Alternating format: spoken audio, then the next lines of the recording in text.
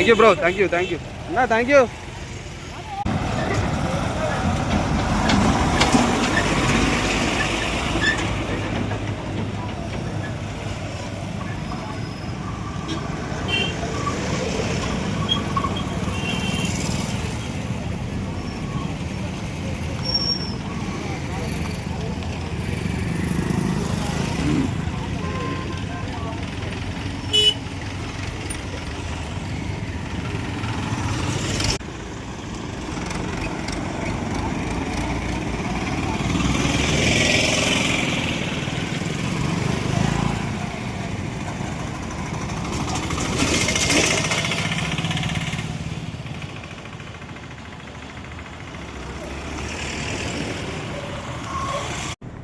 ఈరోజు RG2 ఏరియాలో Singareni collieries employees union సిఐటిగా గత కొద్ది నెలలుగా ఈ యొక్క రోడ్ అనేది RG1, RG2, RG3 కార్మికులతో పాటు ఈ యొక్క పరిసర ప్రాంతాల్లో ఉన్న ప్రజలకు అదేవిధంగా ఈ కార్మిక కుటుంబాలకు ఎన్నోసార్లు చాలా ప్రమాదాలు జరిగినాయి ఈ రోడ్డు మీద.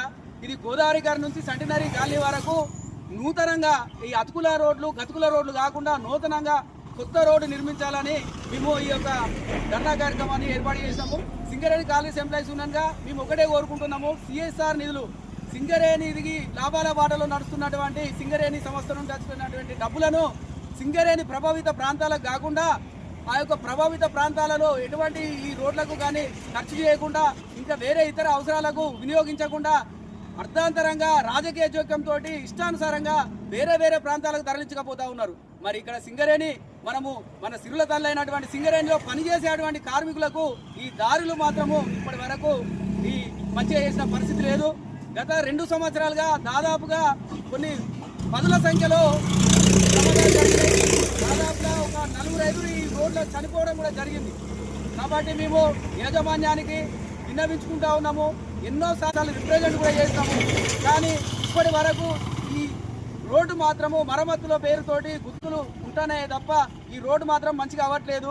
ప్రమాదాలను నివారించాలంటే ఎట్టి పరిస్థితుల్లో మనకు కంపల్సరిగా ఈ రోడ్లు అనేటివి బాగు చేయాలి. రోడ్లు బాగలేకపోతే మాత్రము ఈ యొక్క ప్రమాదాలు కార్మికులకు ప్రమాదాలు జరుగుతూ ఉన్నాయి, పరిసర ప్రాంత ప్రజలకు ప్రమాదాలు జరుగుతూ ఉన్నాయి. దయచేసి మీకు మేము విన్నవించుకుంటా ఉన్నాము. అదేవిధంగా మేము రాష్ట్ర ప్రభుత్వాన్ని కూడా డిమాండ్ చేస్తూ ఉన్నాము.